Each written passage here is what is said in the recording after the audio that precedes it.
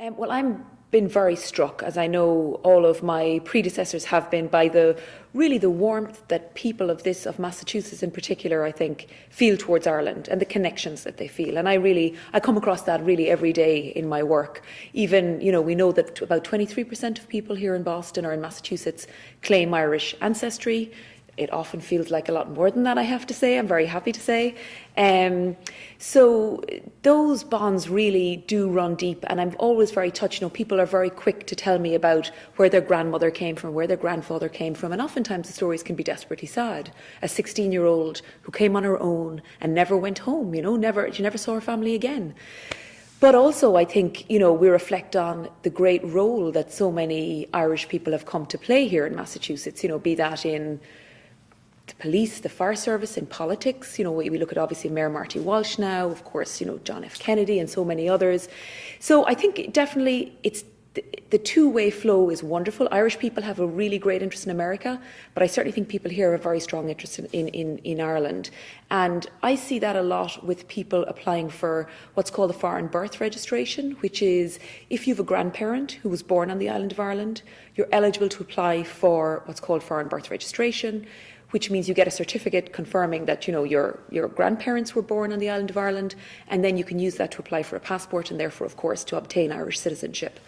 So really, quite a few Americans have been doing that, and beyond that, so many go back to Ireland to trace their ancestry, to go and visit the towns that their grandparents or great-grandparents left. And I often hear really very heartwarming stories about going there and, meeting a relative, and then the relative bringing them around to all the other houses, and they meet the priest and they go to the pub and they hear all the stories about their relatives, and and it's a really, the connections and the human connections that people forge are really very, very, very deep, and I think American people really, they feel very fondly about Ireland, and I'm very grateful for that.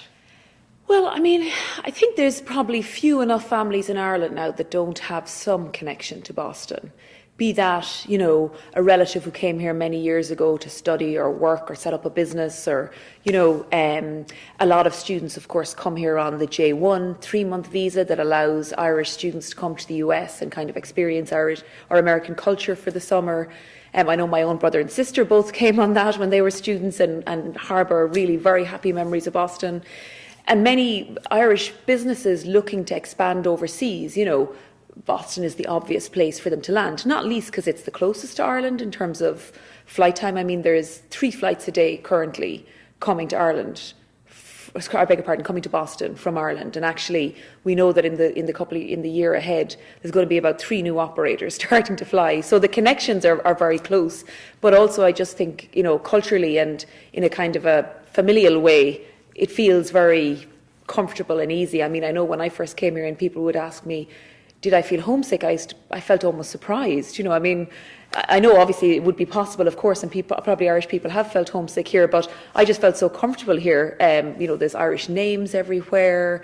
It's a city that quite feels like Dublin, with the red brick, and it's quite green and it's on the sea, and people are very warm and welcoming towards Irish people. So, yeah, I think Irish people, it's like a second home, really.